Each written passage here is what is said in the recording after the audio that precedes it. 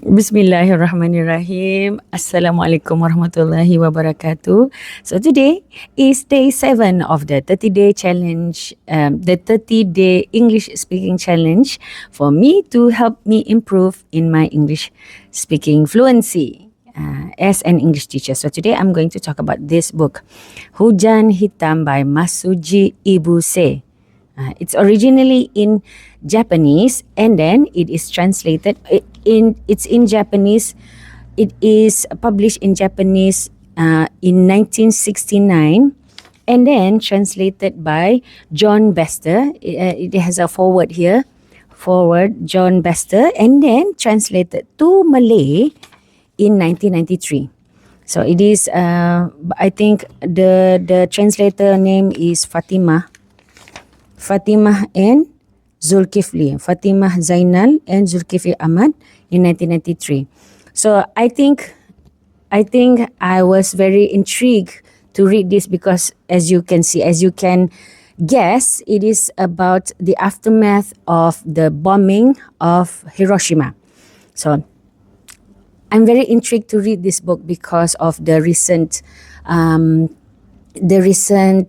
development in the geopolitics of the world, even with Gaza, and then recently about Iran, related to the nuclear bomb, right? The development of nuclear power in their country, and then the subsequent attack based on the belief that they have, Iran has that nuclear developing process.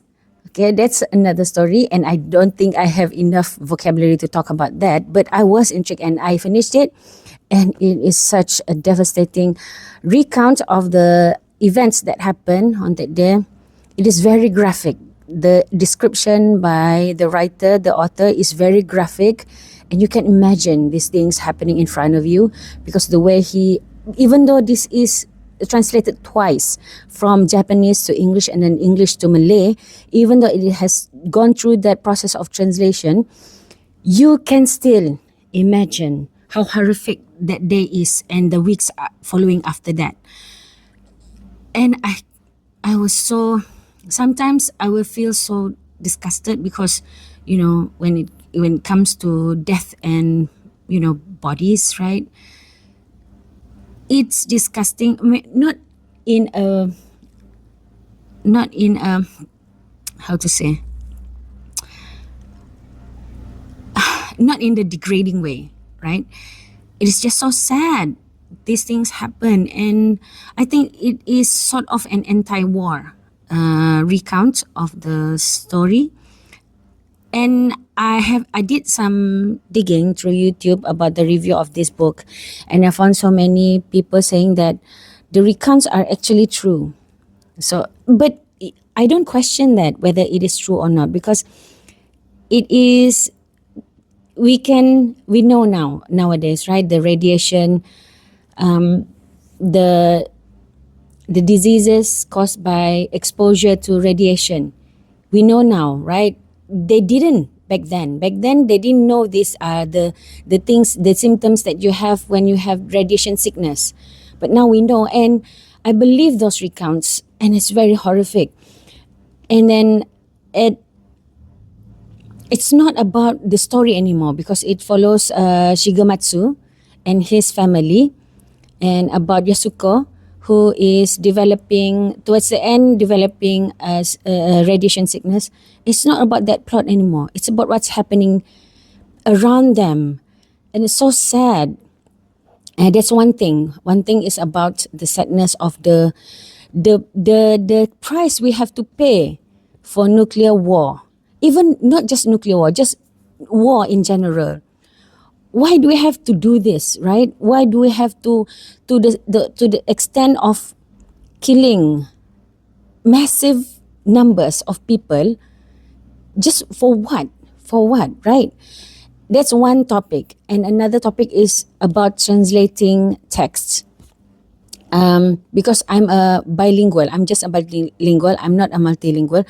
But I can see that how this book I disagree with many parts of the translation because I think the meaning, because I downloaded the ebook, the original, not the original, the English version.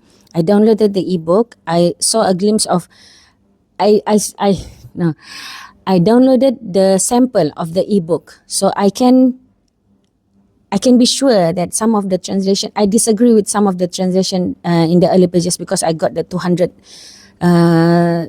early pages, and I disagree with some of the translation because I think there are better ways to deliver the meaning, not just the words you translate to Malay, but also the meaning, the emotions that it carry. That's the problem about translating text. We will always have this risk of abandoning the meaning behind the intention of the author.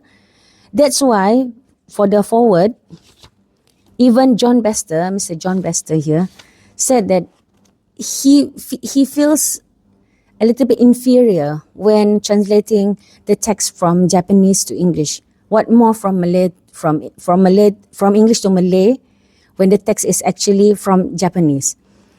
So I think translation is a very risky thing. If the translator do not carry the intention of the author, they don't know, they cannot, you don't bring your heart into the translating, you will risk abandoning, you will risk even changing the meaning, right? So that's why I promote multilingualism, not just bilingualism, multilingualism, being, I forgot the word for having, being fluent in multiple languages. I forgot the word, but I promote that. And inshallah, one day I will learn another language and another, at least four languages. Do you think that's impossible? Because it's like this. When you pour water inside a container, and then that container, you pour the water in it to another container, so you have twice the process of moving the liquid, the water, right? It is surely you will leave some of the droplets of water in the previous container, right? And then the second container, and so on. You will lose some of the essence from the original text. I think that is the, subhanallah, the amazing part of Quran being in Arabic. Arabic is a very old and very vast language, right? Very precise and vast. So, and it is preserved, and we have to read the Quran in Arabic as well. No matter what background, language background you are, you have to read it in Arabic. That's the beauty of it, because we know that if we refer to it only in the translation, we will lose a lot of its essence, right? So maybe one day we will learn Arabic and learn the language of the Quran, the language of our Creator, in the language itself, in the language that it is intended to itself. Okay, my God, I have babbled so much. That's all for today. See you tomorrow. Bye.